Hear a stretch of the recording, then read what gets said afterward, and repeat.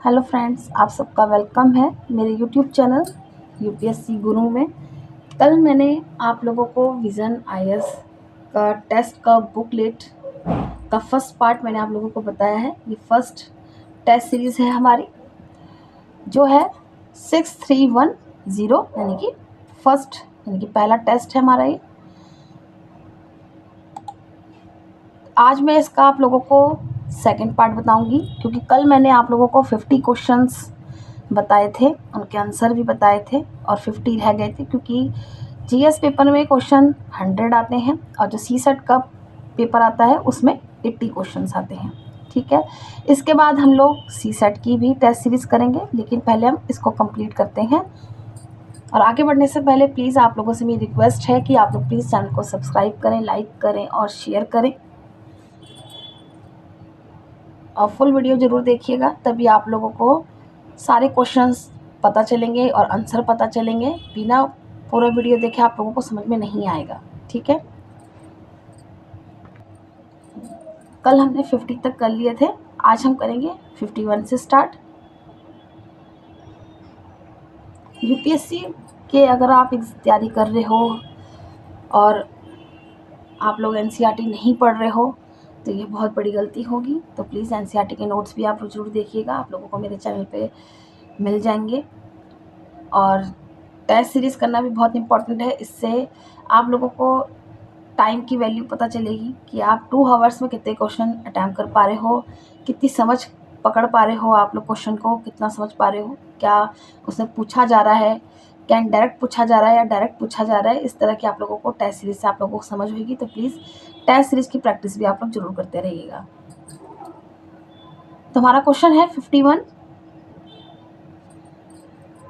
निम्नलिखित में से कौन से संसदीय व्यवस्था की तुलना में अध्यक्षीय व्यवस्था के लाभ माने जा सकते हैं। यहाँ पे आप लोगों को सही उत्तर बताना है, जैसे मैं आप लोगों को कल भी बताया था ना। पहले देख लीजिएगा कि वो सही पूछ रहा है या गलत पूछ रहा है। यहाँ पे आप लोगों को ऑप्शन दिए गए हैं। पहला है अल्पसंख्यकों को का प्रतिनिधित्व, सेकंड है स्थिर सरकार, थर्ड है कार्यपालिका और विधायिका के मध्य टकराव में कमी, फोर्थ है जनता की राय के प्रति अनुक्रियाशील। ठीक है, आप लोगों को यहाँ पे आंसर बताना है। यहाँ पे जो आपका आंसर है वो है ऑप्शन बी। यहाँ पे ऑप्शन दिए गए ना आप लोगों को। ए में पूछा गया है 2 और 4, बी में पूछा गया है केवल 1 और 2, सी में पूछा गया है केवल 3 और 4 और डी में पूछा गया है 1 3 2 3 और 4। तो यहाँ पे आप लोगों का आंसर है ऑप्शन बी, यानी कि केवल 1 और 2। ठीक है, ये नहीं है।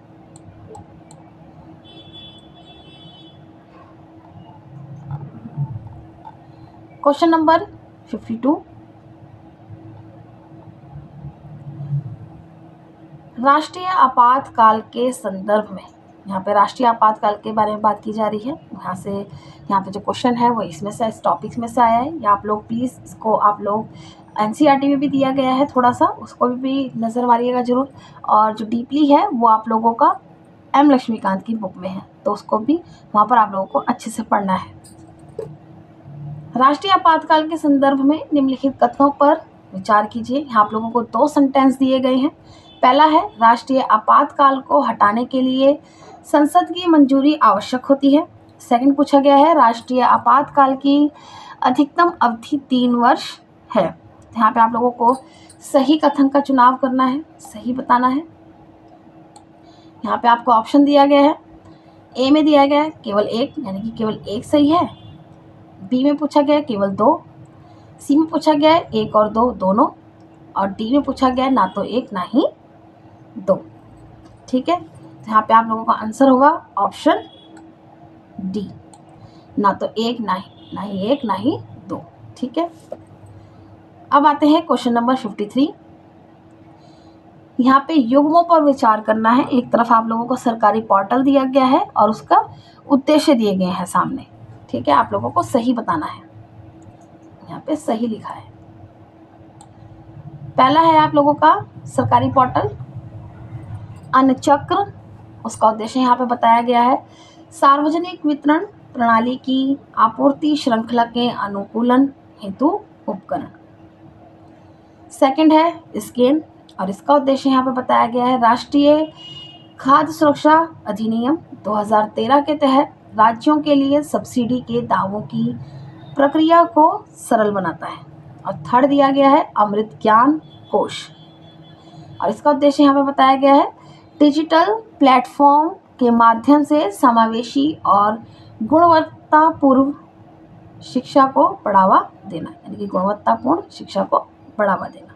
ठीक है, आप लोगों को सही आंसर बताना है। इसमें बताने कितने युग्म आप सही मान रहे हैं। ए में क्या है? केवल 1, बी में केवल 2, सी सभी 3 और डी में कोई भी नहीं।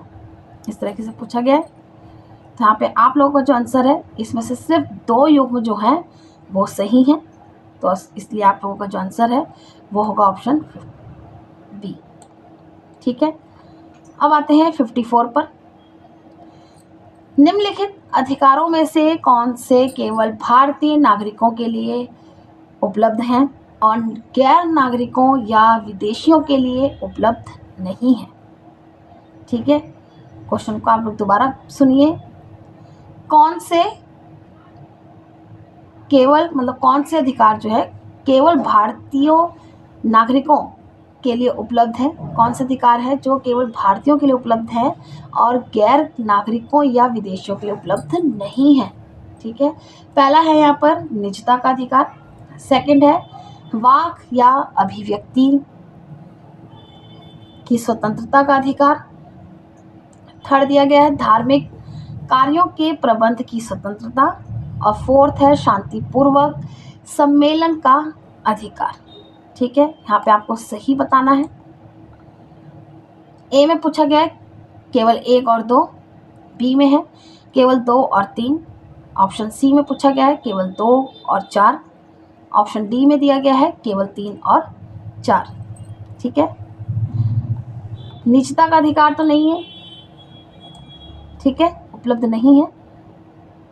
अब 1 तो नहीं है, देख में यहाँ पे कट गया है, अब और तो कहीं पे 1 दिया नहीं है। ठीक है ना, अब दृष्टि मारते हैं सेकंड वाले पे, वाक एवं अभिव्यक्ति की स्वतंत्रता का अधिकार, ये तो है। अब 2 तो यहाँ भी है, यहाँ भी है, तो यहाँ नहीं है, तो ये नहीं होगा। ठीक है, अब इन दोनों में से देखते हैं। अब हम 3 और 4 इनमें नजर मारते हैं। तीसरा पढ़ते हैं धार्मिक कार्यों के प्रबंध की स्वतंत्रता, ये तो गैर नागरिकों और विदेशियों को उपलब्ध नहीं है, तो ये कट हो गया यहाँ पर। तो ऑप्शन आपका आंसर आ गया ऑप्शन सी, यानी कि 2 और 4। यहाँ पे इंग्लिश में है, इंग्लिश में भी देखिएगा आप लोग जरूर।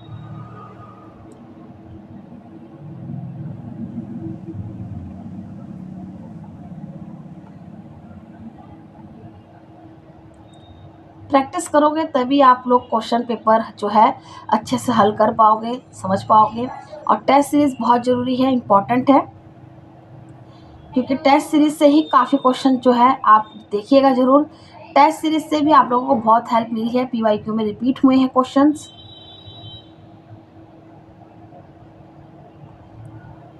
फिफ्टी 55 क्वेश्चन है हमारा। निम्नलिखित में से कौन सा एक भारतीय संविधान की एकात्मक विशेषता नहीं है?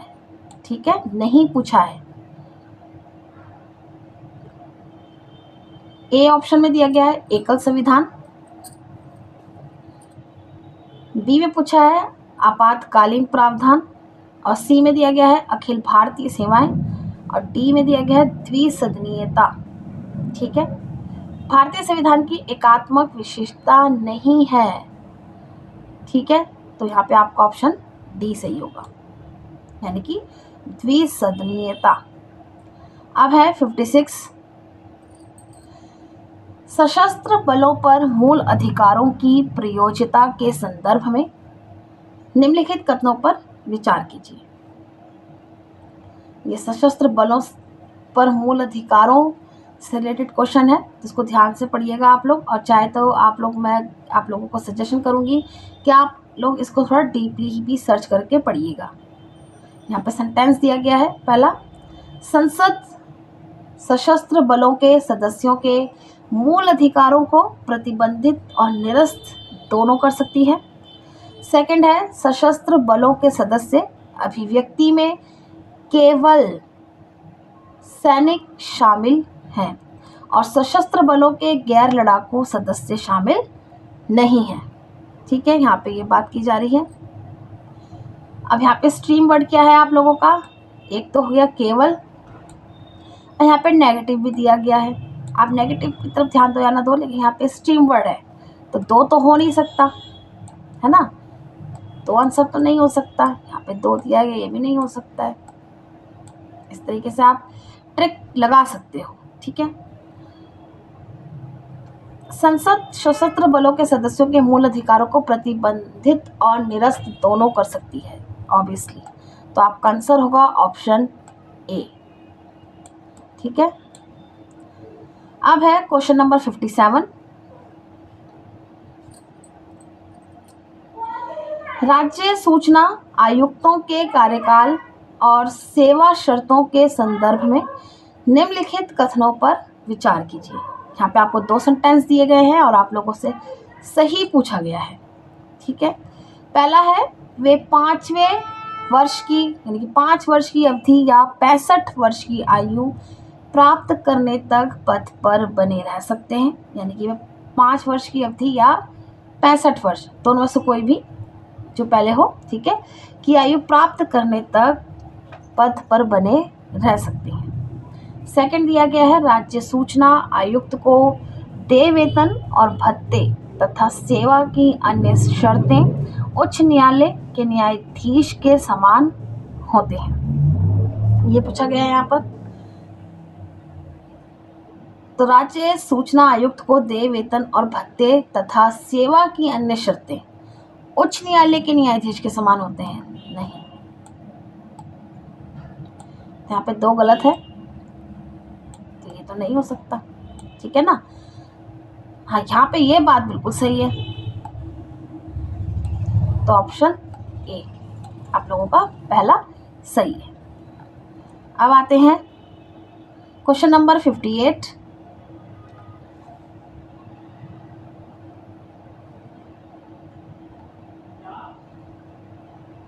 केंद्रीय सतर्कता आयोग के संदर्भ में निम्नलिखित कथनों पर विचार कीजिए। केंद्रीय सतर्कता आयोग की बात की जा रही है। ये आप लोगों को जो टॉपिक है बहुत संक्षेप में, अच्छे से डीपली में अगर आप पढ़ना चाहते हैं, आप लोगों को एम लक्ष्मीकांत में मिल जाएगा।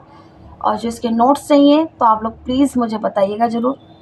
किसी भी अगर आप लोगों को स्टैंडर्ड बुक्स के नोट्स चाहिए या एनसीईआरटी के नोट्स चाहिए, आप लोगों को किसी भी सब्जेक्ट को लेके, आप लोग मुझे बेझिझक होकर आप लोग मुझे प्लीज़ बताइएगा। मैं आप लोगों को अपना टेलीग्राम का जो लिंक है वो आप लोगों को डिस्क्रिप्शन बॉक्स में दूंगी, आप लोग मुझे मैसेज कर सकते हैं, उसके नोट्स आप मेरे से ख़रीद सकते हैं। मैंने और भी चीज़ें जो है अपने ब्लॉग में मेंशन की हुई हैं कि आप लोगों को जो नोट्स हैं वो कितने में मिल जाएंगे और बहुत कम दामों पर मिलेंगे, और सारे आप हैंड राइटिंग नोट्स होंगे जो कंप्यूटर पर टाइप किए हुए आप लोगों को मिलेंगे, ताकि आप लोगों को लैंग्वेज समझने में दिक्कत ना हो, इंग्लिश हिंदी दोनों। यहाँ पे पहला सेंटेंस है आप लोगों का, यह एक संवैधानिक निकाय है। सेकंड है, इसके अध्यक्ष और सदस्यों की नियुक्ति राष्ट्रपति द्वारा की जाती है। यहाँ पे आप लोगों को नहीं बताना है, कौन सा सही नहीं है वो बताना है आपको। ठीक है, ऑप्शन ए में पूछा है केवल एक, ऑप्शन बी में है केवल दो, ऑप्शन सी में है एक और दो दोनों, ऑप्शन डी है ना तो एक ना ही दो। ठीक है, इसके अध्यक्ष और सदस्यों की नियुक्ति राष्ट्रपति द्वारा की जाती है, नहीं, ऐसा नहीं है, दो नहीं है। यह एक संवैधानिक निकाय है, बिल्कुल सही। आप एम लक्ष्मीकांत पढ़ेंगे ना, वाला चैप्टर आप देखेंगे, टॉपिक देखेंगे, आप लोगों को स्टार्टिंग में ही ये पॉइंट जो है वहाँ पे क्लियर दिखेगा, तो आप लोग इसको जरूर देखिएगा। अब आते हैं क्वेश्चन नंबर 59। भारत का नियंत्रक एवं महालेखा परिषद यानी कि CAG निम्नलिखित में से कौन से निकाय या निकायों की लेखाओं की लेखा परीक्षा कर सकता है? यहाँ पे आप लोगों को 3 सेंटेंस दिए गए हैं। पहला है संघ सरकार के मंत्रालय, सेकंड है तेल और प्राकृतिक गैस निगम, थर्ड है राज्य सहकारी समितियां। आप लोगों को सही उत्तर का चुनाव करना है। ऑप्शन है ए में पूछा गया आपसे केवल 1, ऑप्शन बी में पूछा गया है केवल 1 और 2, ऑप्शन सी में है केवल 2 और 3, ऑप्शन डी में पूछा गया है 1, 2 और 3 यानी कि तीनों। ठीक है, आप लोगों को आंसर बताना है। यहाँ पे आप लोगों का आंसर है ऑप्शन बी। तीसरा जो है वो राज्य सहकारी समितियां नहीं है। ठीक है, याद रखेंगे आप। क्वेश्चन नंबर 60,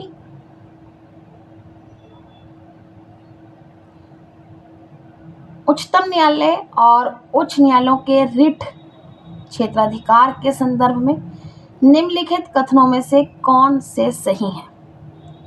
यहाँ पे आप लोगों को कथन पूछे गए हैं, 3 सेंटेंस दिए गए हैं। पहला है उच्चतम न्यायालय केवल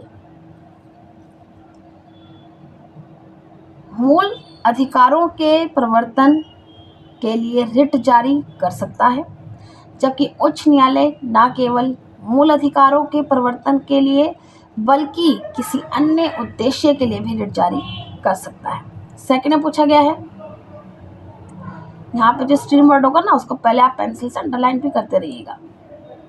ठीक है, सेकंड में है उच्चतम न्यायालय और उच्च न्यायालय भारत के संपूर्ण राज्य क्षेत्र में किसी व्यक्ति या सरकार के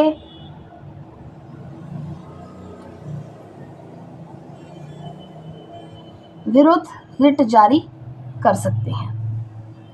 ठीक है, थर्ड है यद्यपि उच्चतम न्यायालय अनुच्छेद 32 के तहत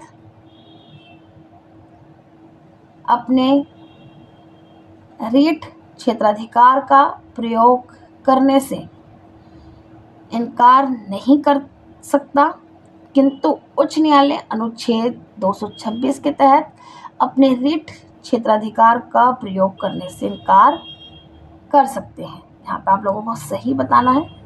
आप लोग प्लीज़ इन तीनों ऑप्शन को स्क्रीनशॉट ले लीजिए या फिर अच्छे से इसको पढ़िए, फिर मैं आप लोगों को इसका आंसर बताती हूँ।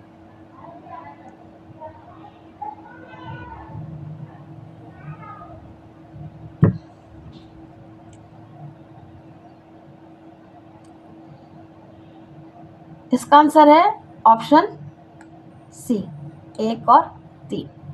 ठीक है, 3 सही है और 1 सही है। 2 में क्या था देखिए, उच्चतम न्यायालय और उच्च न्यायालय भारत के संपूर्ण बोल रहा है वो राज्य क्षेत्र में किसी व्यक्ति या सरकार के विरुद्ध रिट जारी कर सकते हैं, तो ये गलत है। ठीक है,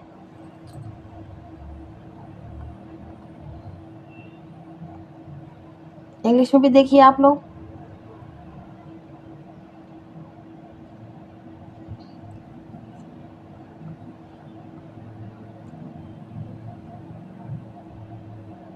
आप लोग जब तक फुल वीडियो नहीं देखेंगे आप लोगों को पता नहीं चलेगा कि किस टॉपिक पे क्वेश्चन बनते हैं टेस्ट सीरीज में, तो किस ये टॉपिक क्यों बार बार आ रहा है, रिपीट हो रहा है। तो आप लोग उसको नोट करके लिखिए, एक साइड में रखिए उसको दिमाग में, और बाद में उसके नोट बनाइए, उसको अच्छे से जो है बुक में पढ़िए डिटेल में अच्छे से, क्योंकि कभी कभी सेंटेंस इस तरीके से दे दिए जाते हैं कि आप लोगों को लगता है ये तो बुक में था नहीं, लेकिन वो वहीं से कभी कभी सीधा पूछ लिया जाता है।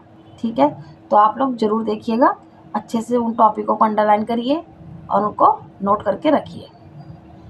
61 क्वेश्चन है हमारा।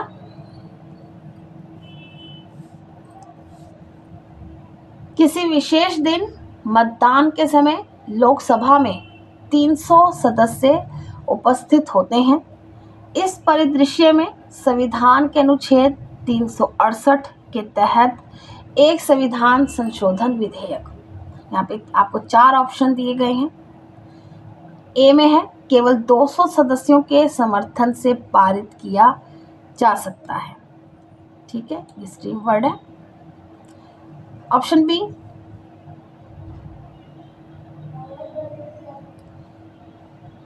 मतदान के लिए उपस्थित सदस्यों की दी गई संख्या के साथ पारित नहीं किया जा सकता। ऑप्शन सी है न्यूनतम 150 सदस्यों के समर्थन से पारित किया जा सकता है। फोर्थ है कम से कम 276 सदस्यों के समर्थन के बिना पारित नहीं किया जा सकता। ऑब्वियसली ये ऑप्शन आपका बिल्कुल सही है। ठीक है, याद रखिएगा आप लोग। अब है क्वेश्चन नंबर 62। यहाँ पे बात की गई है प्रधानमंत्री ने आंध्र प्रदेश के, ये करंट अफेयर्स से जुड़ा है। ठीक है, इसको ध्यान से देखिए आप लोग। हाल ही में प्रधानमंत्री ने आंध्र प्रदेश के विशाखापत्तनम में NGHM के तहत भारत के पहले ग्रीन हाइड्रोजन हब की आधारशिला रखी। इस संदर्भ में नेशनल ग्रीन हाइड्रोजन मिशन यानी कि NGHM से संबंधित निम्नलिखित कथनों पर विचार कीजिए। यहाँ पे आप लोगों को सेंटेंस दिए गए हैं और यहाँ पे आप लोगों को जो है वो सही बताना है। ठीक है, इसको नोट करिएगा आप लोग। तो पहला सेंटेंस है यह मिशन नवीन एवं नवीकरणीय ऊर्जा मंत्रालय द्वारा कार्यान्वित किया जा रहा है। सेकंड है इस मिशन का लक्ष्य 2030 तक प्रति वर्ष 10 MMT ग्रीन हाइड्रोजन की उत्पादन क्षमता प्राप्त करना है। और थर्ड में पूछा गया है इस मिशन का उद्देश्य 2030 तक ग्रीन हाइड्रोजन की लक्षित मात्रा के उत्पादन और उपयोग के माध्यम से प्रतिवर्ष लगभग 50 MMT CO2 उत्सर्जन में कटौती करना है। ठीक है, यहाँ पे आप लोगों को सही बताने हैं, केवल 1, केवल 2, सभी 3 या फिर कोई नहीं। ठीक है, आप लोगों को बताना है अच्छे से। तो यहाँ पे आप लोगों का जो आंसर है वो है केवल 2, यानी कि 2 इसमें से सेंटेंस सही है। अब आते हैं क्वेश्चन नंबर 63।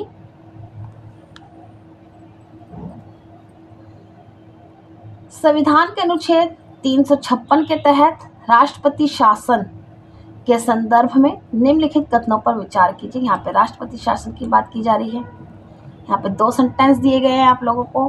पहला है इसके संचालन की कोई अधिकतम अवधि निर्धारित नहीं है।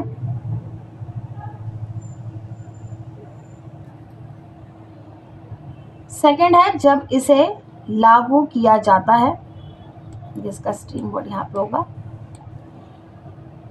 तो राष्ट्रपति राज्यपाल में निहित किसी भी शक्ति को ग्रहण कर सकता है। कौन? राज्यपाल। तो ये आप लोगों का सही होगा यहाँ पर, तो इसलिए आप लोगों का ऑप्शन बी सही है, ये यहाँ पर गलत है। ठीक है, यहाँ पे सही बताना था। अब है क्वेश्चन नंबर 64। भारतीय और ब्रिटिश राज व्यवस्था के बीच अंतरों के संदर्भ में निम्नलिखित कथनों पर विचार कीजिए। यहाँ पर 3 सेंटेंस दिए गए हैं आप लोगों को। पहला सेंटेंस है भारत और ब्रिटेन दोनों देशों में संसद की संप्रभुता बरकरार रखी गई है।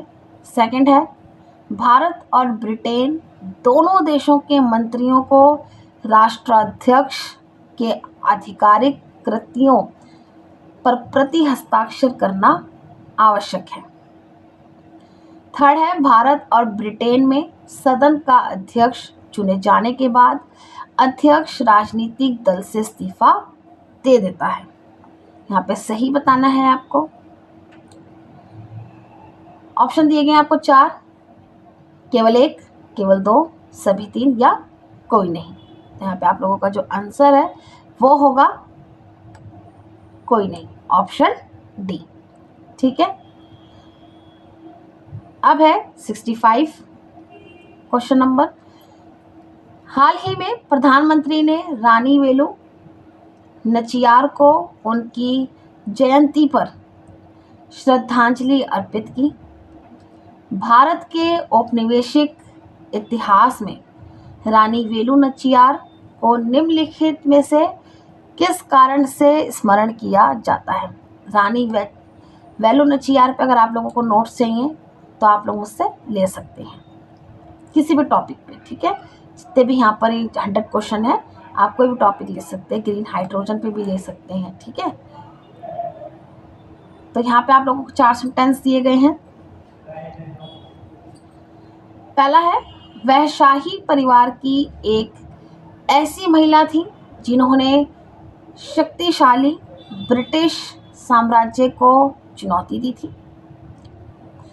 ऑप्शन बी है, उन्होंने बिहार में जनजातियों के उत्थान के लिए एक आंदोलन शुरू किया था।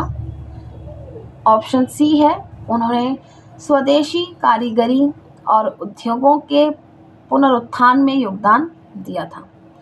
एंड 4 है, उन्होंने भारतीय राष्ट्रीय ध्वज तिरंगे का डिज़ाइन तैयार किया था। ठीक है, तो तिरंगे का डिज़ाइन तो उन्होंने तैयार नहीं किया था, ये तो गलत है। उन्होंने स्वदेशी कारीगरी उद्योगों के पुनरुत्थान में योगदान दिया, ये भी नहीं। उन्होंने बिहार में जनजातियों के उत्थान के लिए एक आंदोलन शुरू किया, नहीं। तो आप लोगों का ऑप्शन होगा यहाँ पे ऑप्शन ए सही। वह शाही परिवार की एक ऐसी महिला थी जिन्होंने शक्तिशाली ब्रिटिश साम्राज्य को चुनौती दी थी। ठीक है, रानी वेलु नचियार। आप लोग देखिए इंग्लिश में भी।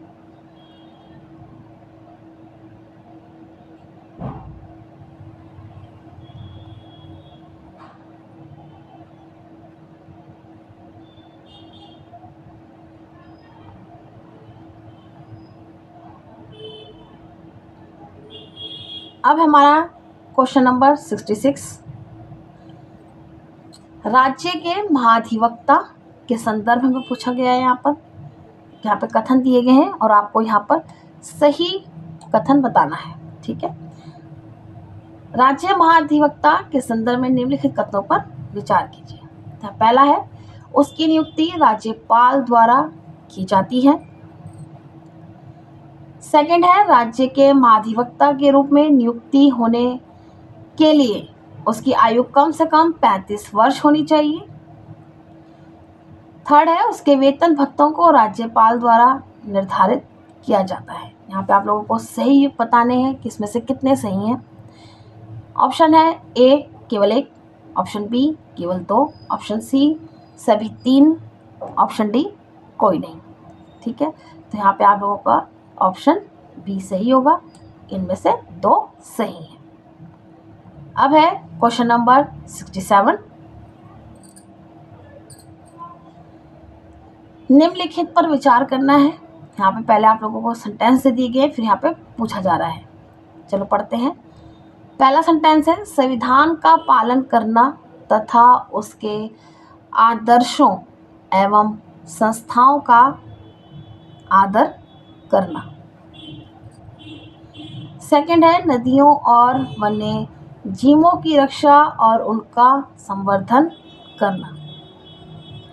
थर्ड है, समान न्याय और लोगों के कल्याण को बढ़ावा देना। देखते हैं किसके उस पर बात की जा रही है। उपयुक्त प्रावधानों में से कौन से संविधान के भाग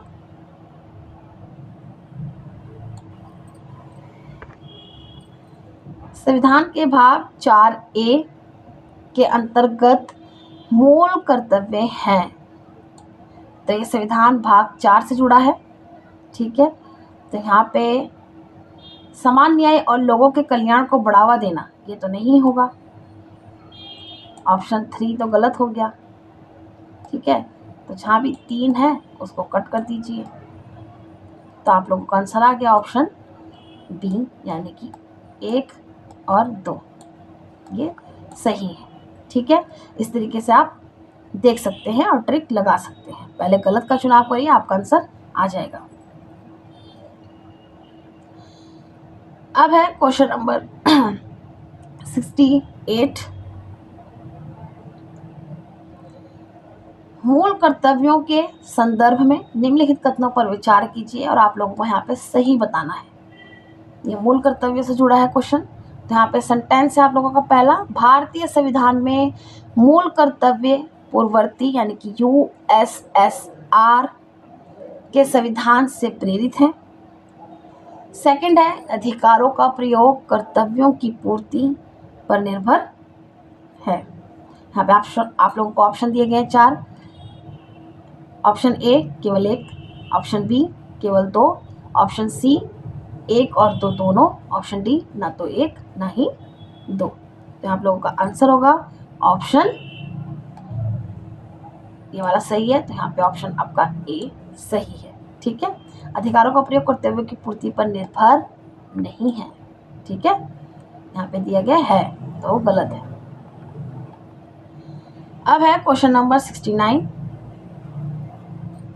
किस संविधान संशोधन द्वारा यह प्रावधान किया गया कि मंत्री परिषद की सहायता और सलाह राष्ट्रपति के लिए बाध्यकारी है?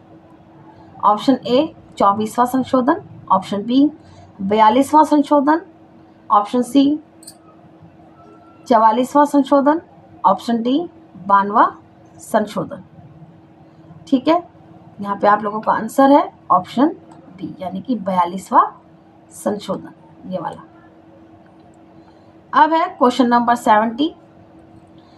निम्नलिखित कथनों पर विचार करना है आप लोगों को। यहाँ पे आप लोगों को सही आंसर बताना है। तो 2 सेंटेंस है। पहला है, संसद संविधान की पंथ निरपेक्ष प्रकृति में संशोधन कर सकती है।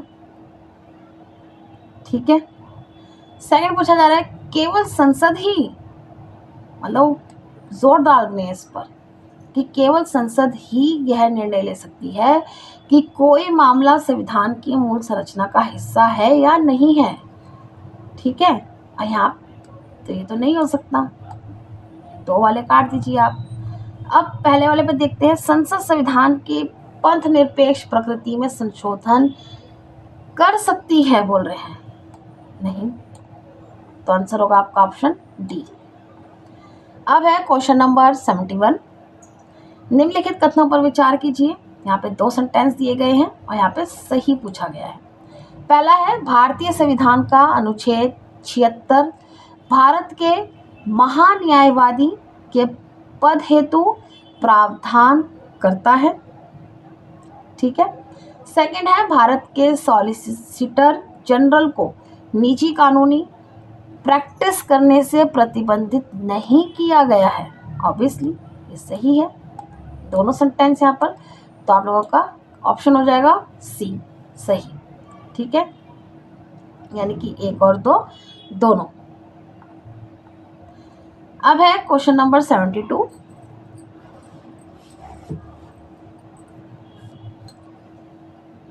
हाल ही में जल शक्ति मंत्रालय द्वारा वार्षिक भूजल गुणवत्ता रिपोर्ट 2024 जारी की गई है। ये करंट अफेयर से जुड़ा क्वेश्चन है। इस संदर्भ में निम्नलिखित पर विचार कीजिए और हमें बताना है कि इसमें से कितने भूजल संदूषक हैं।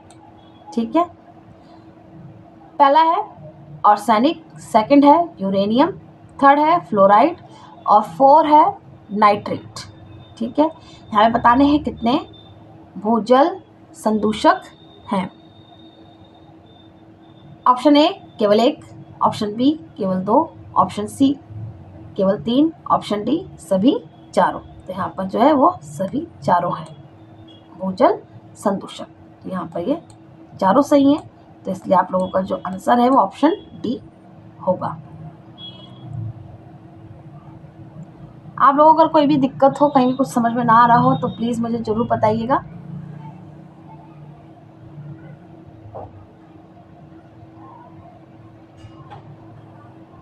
इसका PDF आप लोगों को मेरे टेलीग्राम चैनल पर ही मिलेगा, तो प्लीज़ उसके लिए आप लोगों को चैनल को सब्सक्राइब करना पड़ेगा ताकि आपको इम्पोर्टेंट कोई भी चीज़ हो आप लोगों को मिल जाए।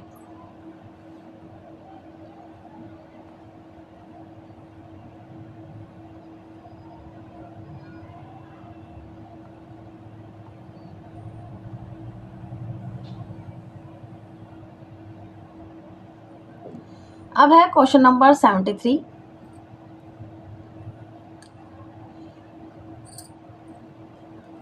निम्नलिखित में से किसके या किन के लिए संसद द्वारा संविधान संशोधन विधेयक पारित करना आवश्यक नहीं है, पूछ रहे हैं वो, और यहाँ पे सही आंसर बताना है कि कौन सा आवश्यक नहीं है। यहाँ पे 3 सेंटेंस दिए गए हैं। पहला है भारतीय संविधान की 5वीं अनुसूची में संशोधन हेतु। सेकंड है किसी राज्य की सीमा में परिवर्तन करने हेतु। और थर्ड है नए मूल कर्तव्यों को शामिल करने हेतु। तो यहाँ पे आप लोगों को 4 ऑप्शन दिए गए। ऑप्शन ए केवल 3, ऑप्शन बी केवल 2 और 3, ऑप्शन सी केवल 1, ऑप्शन डी केवल 1 और 2।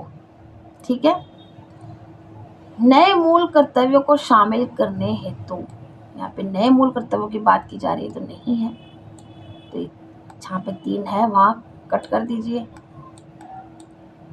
अब आता है 2 पे, किसी राज्य की सीमा में परिवर्तन हेतु, ठीक है, परिवर्तन करने हेतु, ऑब्वियसली सही है। भारतीय संविधान की 5वीं अनुसूची में संशोधन हेतु, बिल्कुल सही। तो आपका आंसर होगा ऑप्शन डी केवल 1 और 2। अब है क्वेश्चन नंबर 74। यहाँ पे पूछा गया है कभी कभी सुर्खियों में रहने वाला पद ब्लू फ्लैग प्रमाणन किससे संबंधित है। यहाँ पे आपको 4 ऑप्शन दिए गए हैं। पहला है समुद्र तटों और मरीना क्षेत्रों में स्वच्छता मानकों से। सेकंड है ऑप्शन बी भारत में स्नान घाटों पर अनुपालन हेतु आवश्यक सुरक्षा मानकों से। ऑप्शन सी है नौसेना रक्षा खरीद के लिए आवश्यक तकनीकी अनुमोदन से। ऑप्शन डी है जलीय आहार का उत्पादन करने वाले उद्योगों द्वारा पूरा किए जाने वाले पोषक तत्व मानकों से। ठीक है, तो यहाँ पे आप लोगों का जो आंसर है वो है ऑप्शन ए, यानी कि समुद्र तटों और मरीना क्षेत्रों में स्वच्छता मानकों से। ठीक है, ब्लू फ्लैग। अब है क्वेश्चन नंबर 75। निम्नलिखित में से कौन से भारतीय संविधान की मूल संरचना के तत्व माने जा सकते हैं, सही बताना है। मूल संरचना के तत्व माने जा सकते हैं भारतीय संविधान की। ठीक है, 3 दिए गए हैं आप लोगों को यहाँ पर। पहला है संविधान की सर्वोच्चता, सेकंड है शक्तियों का पृथक्करण, और थर्ड है न्यायिक समीक्षा। ऑप्शन दिए गए हैं आपको, ए है केवल 1 और 2, ऑप्शन बी केवल 1 और 3, ऑप्शन सी केवल 2 और 3, ऑप्शन डी 1, 2 और 3। ठीक है, यहाँ पे आप लोगों का ये तीनों सही है, तो इसलिए आप लोगों का ऑप्शन डी होगा सही। अब है क्वेश्चन नंबर 76।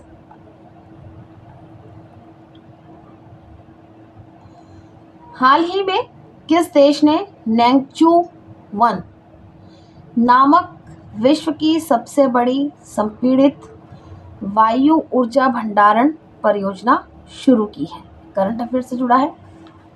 नेंगचू-1 किस देश ने, ठीक है। पहला है जापान, ऑप्शन बी है दक्षिण कोरिया, ऑप्शन सी है भारत, ऑप्शन डी है आप लोगों का चीन। नेंगचू-1 नाम से जाहिर हो रहा है, तो ये जो आप लोगों का आंसर होगा वो होगा ऑप्शन डी, यानी कि चीन। अब है क्वेश्चन नंबर 77, लेकिन इसके बारे में डिटेल में भी पढ़ना है आपको। ठीक है, जरूरी नहीं कभी देश के बारे में ही पूछा जाए, बीच में सेंटेंस लंबा बना के भी पूछा जा सकता है, जैसे यहाँ पे पूछा गया है। ठीक है, अब है क्वेश्चन नंबर 77। संविधान के अनुच्छेद 360 के तहत वित्तीय आपातकाल की घोषणा करने की शक्ति निम्नलिखित में से किसमें निहित है। ऑप्शन ए वित्त आयोग, ऑप्शन बी संसद, ऑप्शन सी राष्ट्रपति, ऑप्शन डी प्रधानमंत्री। ठीक है, वित्तीय आपातकाल की घोषणा करने की शक्ति की बात कर रहे हैं अनुच्छेद 360 के तहत। यहाँ पे आप लोगों का आंसर होगा राष्ट्रपति, यानी कि ऑप्शन सी। ठीक है, अब है क्वेश्चन नंबर 78। भारतीय संविधान सभा के संदर्भ में राज्य समिति राज्यों से समझौता करने वाली समिति, यानी कि ठीक है, की अध्यक्षता निम्नलिखित में से किसके द्वारा की गई थी? Option A Sardar Patel, option B Jawaharlal Nehru, option C Rajendra Prasad, option D JB Kripalani. ठीक है, यहाँ पे आप लोगों का आंसर है वो है जवाहरलाल नेहरू, यानी कि ऑप्शन बी। अब है क्वेश्चन नंबर 79।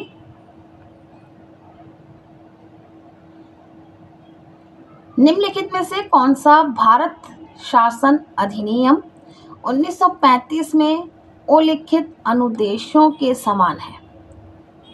ऑप्शन ए प्रस्तावना, ऑप्शन बी मूल अधिकार, ऑप्शन सी 7वीं अनुसूची, ऑप्शन डी राज्य की नीति के निदेशक तत्व। ठीक है, यहाँ पूछा गया है भारत शासन अधिनियम 1935 में उल्लिखित अनुदेशों के समान है, तो ऑप्शन डी राज्य की नीति निदेशक के तत्व। अब आते हैं क्वेश्चन नंबर 80। संयुक्त राज्य लोक सेवा आयोग, यानी कि JSPSC के संदर्भ में निम्नलिखित कथनों पर विचार कीजिए। यहाँ पे आप लोगों को 3 सेंटेंस दिए गए हैं। पहला है यह एक संवैधानिक निकाय है, इसके सदस्यों का कार्यकाल 6 वर्ष अथवा 62 वर्ष की आयु जो भी पहले हो तक होता है। ठीक है, यहाँ पे नहीं बताना है, हमने नहीं पूछा गया है। थर्ड है यह अपनी वार्षिक रिपोर्ट राष्ट्रपति को प्रस्तुत करता है, तो ऑप्शन 3 तो सही है, तो ये 2 यहाँ पे कट हो गए। अब है इसके सदस्यों का कार्यकाल 6 वर्ष अथवा 62 वर्ष की आयु जो भी पहले हो तक होता है, ये गलत होगा, ये संवैधानिक निकाय है। ठीक है, तो इसलिए ऑप्शन डी आपका सही होगा, केवल 1 और 3। आप इंग्लिश में भी देखिए इसको।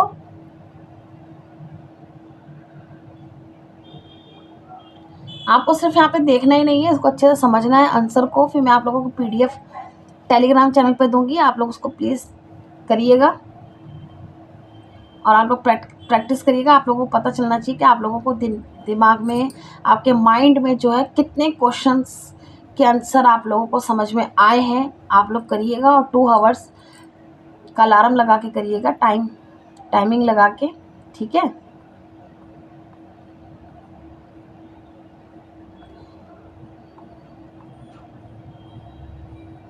अब है क्वेश्चन नंबर 81।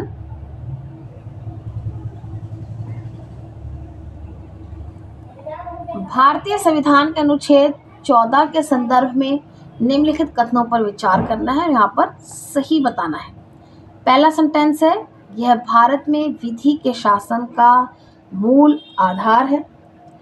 सेकंड सेंटेंस है आपका यह एकमात्र मूल अधिकार है जो प्रकृति में निरपेक्ष है। ठीक है, एकमात्र मूल अधिकार है, तो स्ट्रीम वर्ड है तो ये तो नहीं होगा। अब 2 नहीं है तो कट कर दीजिए। ठीक है, यह भारत में विधि के शासन का मूल आधार है, यानी कि ऑप्शन ए आपका सही होगा। अब है क्वेश्चन नंबर 82। संविधान सभा के संदर्भ में निम्नलिखित कथनों पर विचार कीजिए। पहला सेंटेंस है संविधान सभा का गठन माउंटबेटन योजना के तहत किया गया था। सेकंड है इसमें आंग्ल भारतीय समुदाय से कोई भी सदस्य नहीं था, गलत है। स्ट्रीम वर्ड आ गया। कोई भी सदस्य नहीं था। संविधान सभा का गठन माउंटबेटन योजना के तहत, नहीं, बिल्कुल भी नहीं, गलत है। तो यहाँ पे आपका सीधा सीधा आंसर आता है ऑप्शन डी, ना तो 1 और ना ही 2। ठीक है, सही बताना था ना। अब है क्वेश्चन नंबर 83। निम्नलिखित में से किसके द्वारा संसद नई अखिल भारतीय सेवाओं के सृजन का उपबंध कर सकती है? पहला ऑप्शन है आपको ए, लोकसभा में साधारण बहुमत से पारित साधारण कानून द्वारा, नहीं, ऐसा तो नहीं है। फिर है ऑप्शन बी, राज्यसभा में उपस्थित और मत देने वाले सदस्यों में से कम 2/3 सदस्यों द्वारा समर्थित संकल्प द्वारा। ऑप्शन सी है प्रधानमंत्री की सलाह पर राष्ट्रपति के आदेश द्वारा। ऑप्शन डी है अनुच्छेद 368 के तहत अंतर्गत संविधान में संशोधन द्वारा। नहीं, तो यहाँ पे ऑप्शन बी आपका सही होगा। ठीक है, स्ट्रीम वर्ड भी ढूंढिएगा आप लोग कभी, इस तरह से लंबे अगर सेंटेंस आते हैं तो उससे आप लोगों को बहुत हेल्प मिलेगी। ये ट्रिक होती है।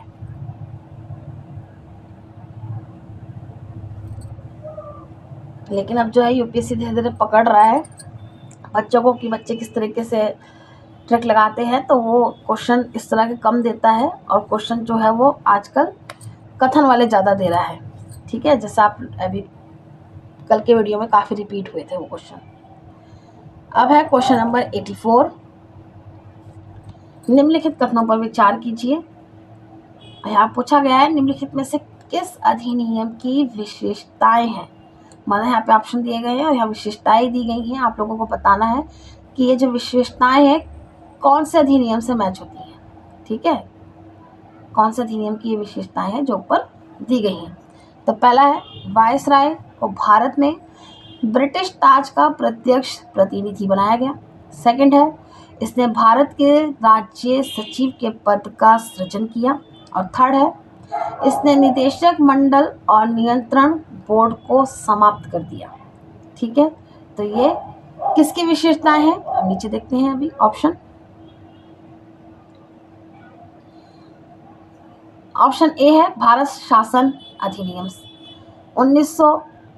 अधिनियम 1858। बी है ऑप्शन बी है भारतीय परिषद अधिनियम 1861। ऑप्शन सी है भारतीय परिषद अधिनियम 1892। ऑप्शन डी है भारतीय परिषद अधिनियम 1909।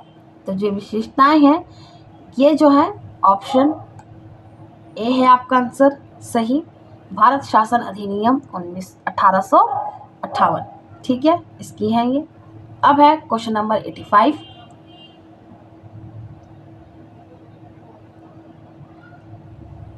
संघ लोक सेवा आयोग के संदर्भ में निम्नलिखित कथनों पर विचार करना है और आप लोगों को सही बताना है। ठीक है, यहाँ पे भी सही पूछा गया है।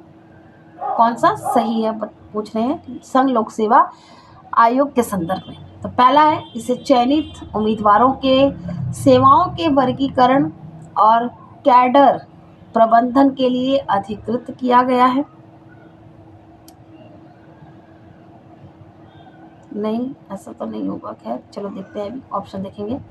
सेकंड है यह अपने कार्य निष्पादन का प्रतिवेदन प्रतिवर्ष संसद के समक्ष प्रस्तुत करता है। थर्ड है भारत के राष्ट्रपति के आदेश पर इसके कार्यक्षेत्र का विस्तार किया जा सकता है। ये नहीं है, तीनों ही नहीं है। ठीक है, तो आपका आंसर होगा कोई भी नहीं, ऑप्शन डी। अब है 86 क्वेश्चन नंबर। निम्नलिखित कथनों पर विचार कीजिए और आप लोगों को सही बताना है। पहला है किसी राज्य के नाम में परिवर्तन से संबंधित विधेयक को संसद में पूर्ण बहुमत से पारित करना होता है। नहीं। सेकंड है किसी राज्य के नाम में परिवर्तन से संबंधित विधेयक केवल राष्ट्रपति की पूर्व स्वीकृति से ही संसद में पुनः स्थापित किया जा सकता है। ऑप्शन है ए केवल एक, ऑप्शन बी केवल दो, ऑप्शन सी एक और दो दोनों, ऑप्शन डी ना तो एक ना ही दो। फर्स्ट तो नहीं है, यहाँ पे फर्स्ट कट हो गया है। किसी राज्य के नाम में परिवर्तन और संबंधित विधेयक केवल राष्ट्रपति की पूर्व स्वीकृति से ही संसद में पुनः स्थापित किया जा सकता है। ऑप्शन बी आपका यहाँ पर सही है। ठीक है, अब है क्वेश्चन नंबर 87।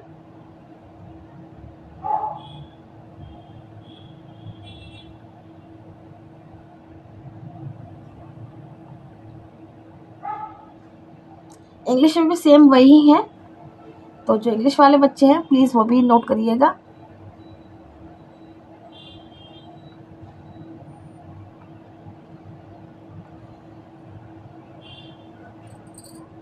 क्वेश्चन नंबर 87, यहाँ पे निम्नलिखित पर विचार करना है। यहाँ पे पहले आप लोगों को 4 सेंटेंस ऑप्शन दे दिए गए हैं। ठीक है, इनको पढ़ते हैं। पहला है आर्थिक न्याय, सेकंड है धर्म की स्वतंत्रता, थर्ड है व्यक्ति की गरिमा और फोर्थ है राष्ट्र की अखंडता।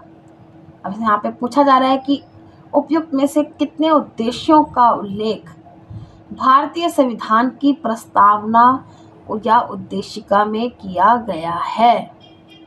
ठीक है, पूछ रहे हैं यहाँ पर।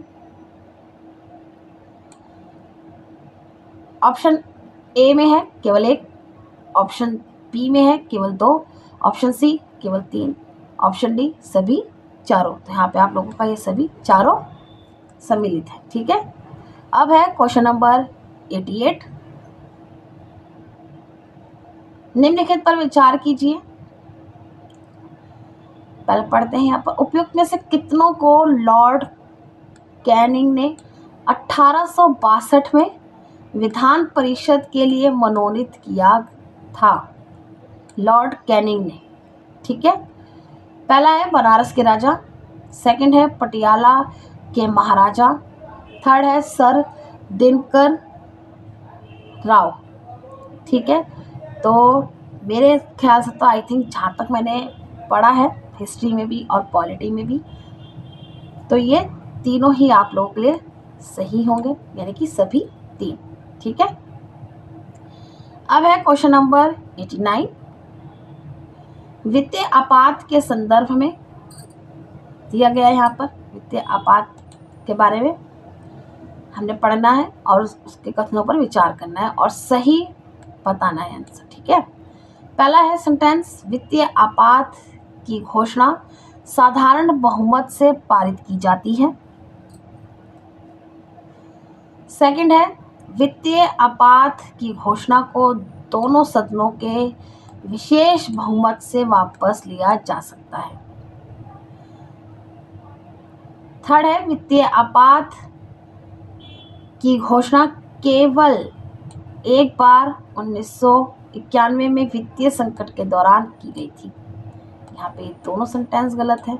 ऑप्शन आपका जो सेंटेंस पहला सही है, तो उसके नाते आप लोगों का ऑप्शन ए जो है वो सही होगा, केवल एक।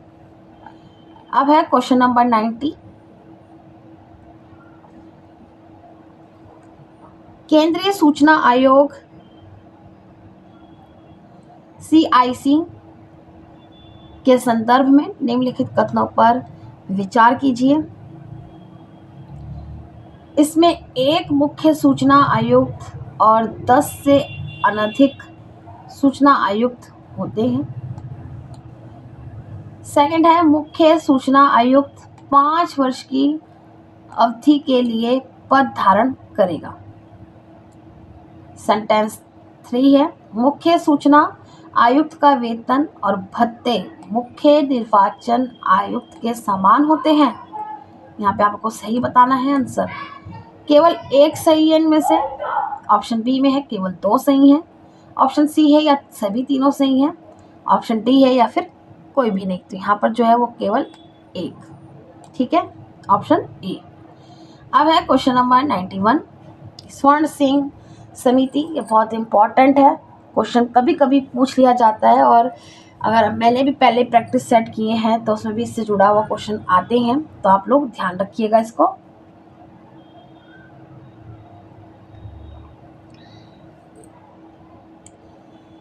तो यहाँ पे सेंटेंस दिया गया है और यहाँ पे आप लोगों से पूछा गया है कि उपयुक्त समिति की कौन सी सिफारिशें सरकार द्वारा स्वीकार नहीं की गई।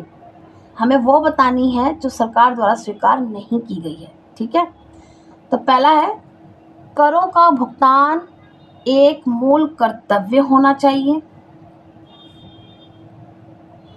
सेकंड है मूल कर्तव्यों का पालन ना करने पर आर्थिक दंड होने चाहिए। थर्ड है इस तरह का आर्थिक दंड लगाने वाले किसी भी कानून को मूल अधिकारों के उल्लंघन के आधार पर न्यायालय में चुनौती नहीं दी जा सकती या नहीं दी जाएगी। ठीक है, तो ये तीनों यहाँ पे सही हैं, मतलब सिफारिशें जो है सरकार द्वारा स्वीकार नहीं की गई हैं ये तीनों। तो यहाँ पे आप लोगों का इस नज़रिए से आप लोगों का जो आंसर है वो होगा ऑप्शन डी, यानी कि 1, 2 और 3। अब है क्वेश्चन नंबर 92, निम्नलिखित पर विचार करना है और यहाँ पे पूछा गया है कि उपयुक्त में से कितने राज्य की नीति के निदेशक तत्वों में निहित सिद्धांतों को क्रियान्वित करते हैं। ठीक है, पूछा गया है, पढ़ते हैं इनको। पहला है प्रसुविधा अधिनियम 1961। सेकंड है बैंकों का राष्ट्रीयकरण। थर्ड है वन्यजीव संरक्षण अधिनियम 1972 और फोर्थ है दंड प्रक्रिया संहिता 1973। ठीक है, मेरे नज़रिए से तो ये चारों ही सही हैं। ठीक है, तो आप लोगों का जो आंसर है वो होगा ऑप्शन डी। बाकी ऑप्शन हमें देखने की जरूरत नहीं है, ये मुझे पता है इसका। ठीक है, आप चाहे तो बाद में मैच भी कर सकते हैं, यानी कि सभी चारों।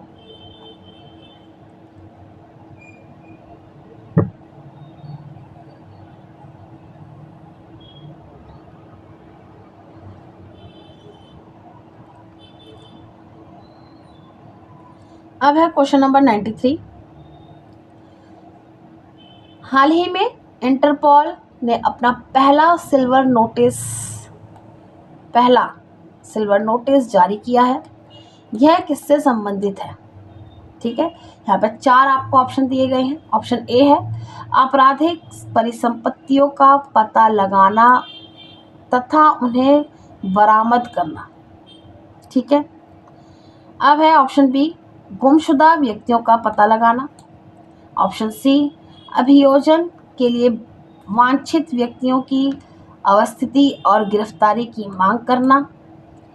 ऑप्शन डी अज्ञात शवों की पहचान हेतु जानकारी प्राप्त करना।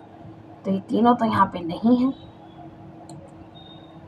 इंटरपोल ने अपना पहला सिल्वर नोटिस जारी किया और ये संबंधित है आपराधिक परिसंपत्तियों का पता लगाना तथा उन्हें बरामद करना। यहाँ पे आता है आपका ऑप्शन ए सही है। अब है क्वेश्चन नंबर 94, भारतीय संविधान के भाग 4 के अंतर्गत प्रदान किए गए निदेशक तत्वों के संदर्भ में निम्नलिखित कथनों पर विचार कीजिए। यहाँ पूछा गया है कि उपयुक्त में से कौन से निदेशक तत्व गांधीवादी विचारधारा पर आधारित हैं। ठीक है, हमें ये बताना है।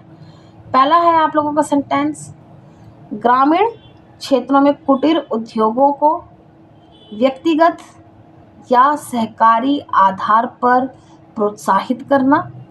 सेकंड है वृद्धावस्था, बीमारी और निःशक्तता की दशाओं में लोक सहायता तथा काम पाने का अधिकार प्रदान करना। सेंटेंस थर्ड है अनुसूचित जातियों, अनुसूचित जनजातियों और समाज के अन्य दुर्बल वर्गों के शैक्षिक और आर्थिक हितों को प्रोत्साहित करना। ऑप्शन 4 है सेंटेंस कृषि एवं पशुपालन को आधुनिक और वैज्ञानिक प्रणालियों से संगठित करना। ठीक है, ये गांधीवादी विचारधारा पर आधारित है। निर्देशक तत्व उसके बारे में बताना है। पहला ऑप्शन है ऑप्शन ए केवल 1, 2 और 3, ऑप्शन बी केवल 2 और 3, ऑप्शन सी केवल 1 और 3, ऑप्शन डी केवल 2 और 4। तो यहाँ पे आप लोगों का जो आंसर होगा वो होगा ऑप्शन सी केवल 1 और 3। ठीक है,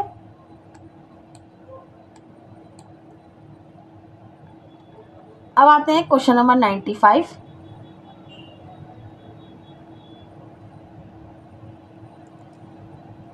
अनुच्छेद 14 के संदर्भ में निम्नलिखित कथनों पर विचार कीजिए और सही आंसर बताइए। ठीक है, पहला है भारतीय संविधान के अनुच्छेद 14 के अंतर्गत केवल विधि के समक्ष समता का प्रावधान है, विधियों के समान संरक्षण का नहीं। ठीक है, तो देखते हैं अभी। सेंटेंस सेकंड है उच्चतम न्यायालय के अनुसार जहां समानों और असमानों के साथ भिन्न व्यवहार किया जाता है वहां अनुच्छेद 14 लागू नहीं होता। ये ऑब्वियसली सही है, ये गलत है। तो आप लोगों का आंसर होगा ऑप्शन बी केवल 2। ठीक है, यहाँ पे मुझे लगा था क्योंकि स्ट्रीम वर्ड भी था और वैसे भी नहीं था, तो मैं यहाँ पे वैसे भी कर सकती थी कि पहले को हटाया, जहाँ पहला है वो हटा दिया, फिर हमने सेकंड को पढ़ना है। तो ये जो है इस तरीके से ट्रिक जो है आसान हो जाती है आंसर पता लगाने में। ठीक है, अब है क्वेश्चन नंबर 96। भारतीय संविधान के अनुच्छेद 12 के तहत परिभाषित राज्य पद में शामिल है। पहला है केंद्र और राज्य के विधायी अंग, सेकंड है राज्य और राज्यों के कार्यकारी अंग। अनुच्छेद 12 की बात की जा रही है। ठीक है, जो राज्य पद में शामिल है। थर्ड है स्थानीय प्राधिकरण, ये तीनों शामिल हैं। जिससे आप लोगों का जो आंसर होगा वो ऑप्शन डी सही होगा और यहाँ सही उत्तर बताना है, यानी कि ऑप्शन डी 1, 2 और 3। अब है क्वेश्चन नंबर 97। बड़ा है काफ़ी है, इसको थोड़ा प्लीज़ ध्यान से समझिएगा और आप लोग भी बाद में चाहे देखिए इसको ध्यान से, स्क्रीनशॉट भी ले सकते हैं। इस तरह के क्वेश्चन आते हैं। अनुच्छेद 32 के तहत उच्चतम न्यायालय द्वारा जारी रिट के संदर्भ में निम्नलिखित परिच्छेद पर विचार कीजिए। यह न्यायालय द्वारा किसी प्राधिकारी को जारी किया गया आदेश है जो उसे विधि द्वारा सौंपे गए सार्वजनिक दायित्वों का निर्वहन करने का निर्देश देता है। यह तब जारी किया जाता है या तब जारी किया जा सकता है जब कोई प्राधिकरण जिसे वह शक्ति प्रदान की गई हो अनुचित रूप से उसका प्रयोग करने से इनकार कर देता है। इसे किसी भी प्रकार के प्राधिकरण को किसी भी प्रकार के कार्य जैसे प्रशासनिक, विधायी, अर्ध न्यायिक या न्यायिक कार्य के संबंध में जारी किया जा सकता है। इसका प्रयोग सार्वजनिक प्राधिकारियों द्वारा सार्वजनिक दायित्वों के पालन को परिवर्तनीय बनाने के लिए किया जाता है। ठीक है, समझे आप लोग। अब यहाँ पे बताना है परिच्छेद निम्नलिखित में से किस रीट से संबंधित है। यहाँ पे रीट के नाम दिए गए, उसका बताना है कि किस रीट से यह जो पैराग्राफ हमने पढ़ा है किस रीट से संबंधित है। ठीक है, ऑप्शन ए है प्रतिषेध, ऑप्शन बी है उत्प्रेषण, ऑप्शन सी है परमादेश, ऑप्शन डी है अधिकार परीक्षा। तो जो पैराग्राफ हम लोगों ने पढ़ा है तो ये जो किस रीट से संबंधित है, इसका आंसर होगा परमादेश। ठीक है, तो आंसर होगा आप लोगों का ऑप्शन सी। अब है क्वेश्चन नंबर 98। राज्य मानवाधिकार आयोग यानी कि SHRC के संदर्भ में निम्नलिखित कथनों पर विचार कीजिए और हमें सही बताना है। पहला है, यह केवल भारतीय संविधान की राज्य सूची में उल्लिखित विषयों के संबंध में ही मानवाधिकारों के उल्लंघन की जांच कर सकता है। सेकंड है, राज्य आयोग अपना वार्षिक या विशेष प्रतिवेदन राज्य के राज्यपाल को प्रस्तुत करता है। यहाँ पे केवल स्ट्रीम वर्ड है, ठीक है, देखिएगा आप लोग। यहाँ पूछा गया आयोग अपना वार्षिक या विशेष प्रतिवेदन राज्य के राज्यपाल को प्रस्तुत करता है। चलो ऑप्शन देखते हैं। ऑप्शन ए है केवल एक, ऑप्शन बी केवल दो, ऑप्शन सी एक और दो दोनों, ऑप्शन डी ना तो एक ना ही दो। यहाँ पे आप लोगों का जो आंसर है वो होगा ऑप्शन डी, ना तो एक ना ही दो, ठीक है। अब है क्वेश्चन नंबर 99।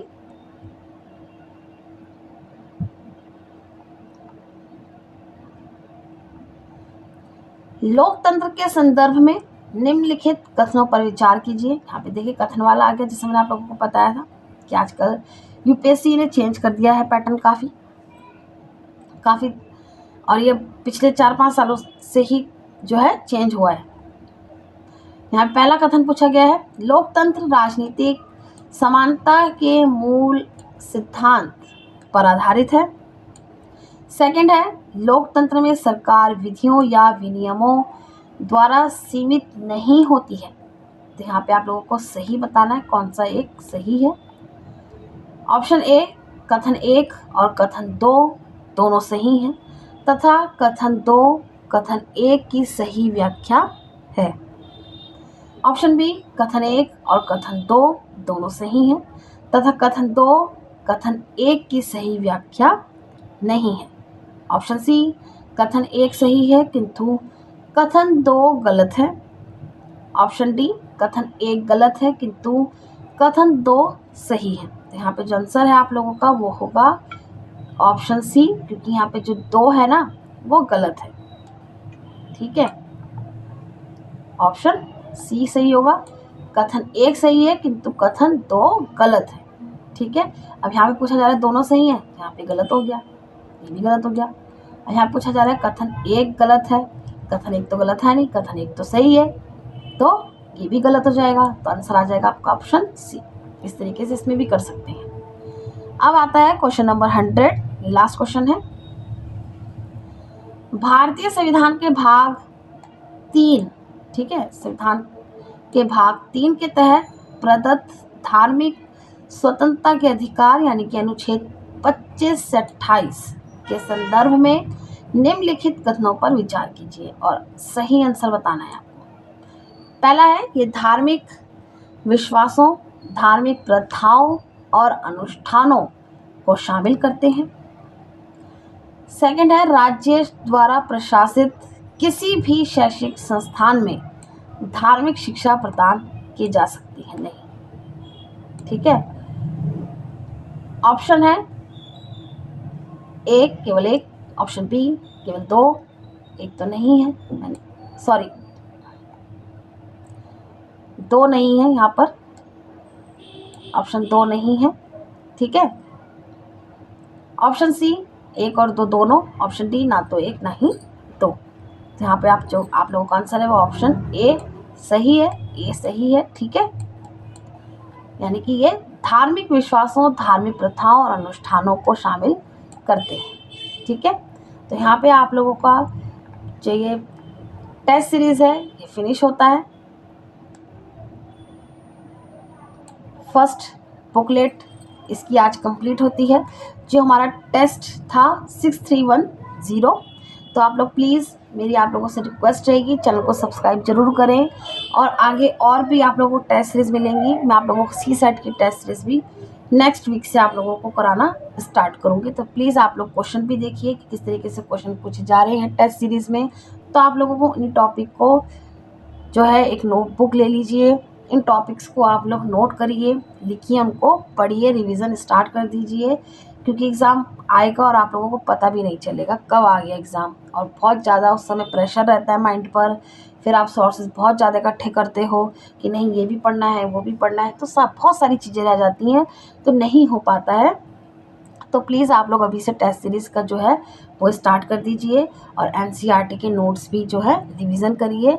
बाकी मैं और भी चीज़ें आप लोगों को बताती रहूँगी, और आप लोगों को जो भी नोट्स चाहिए तो प्लीज़ मुझे जल्द से जल्द बताइएगा। आप लोगों को जल्द से जल्द, अगर आप लोगों को प्रिपरेशन स्टार्ट करनी है, एनसीईआरटी के पूरे नोट्स मिल जाएंगे आप लोगों को, स्टैंडर्ड बुक्स के नोट्स मिल जाएंगे, आप लोग मुझे बता सकते हैं। तो आप लोग प्लीज़ कंटिन्यू करते रहिए और प्लीज़ चैनल को सब्सक्राइब ज़रूर करिएगा और फुल वीडियो ज़रूर देखिए, वरना आप लोगों को समझ में नहीं आएगा ऐसे, ठीक है। तो कल मिलते हैं एक नए वीडियो के साथ, तब तक आप सबको मेरा बाय बाय।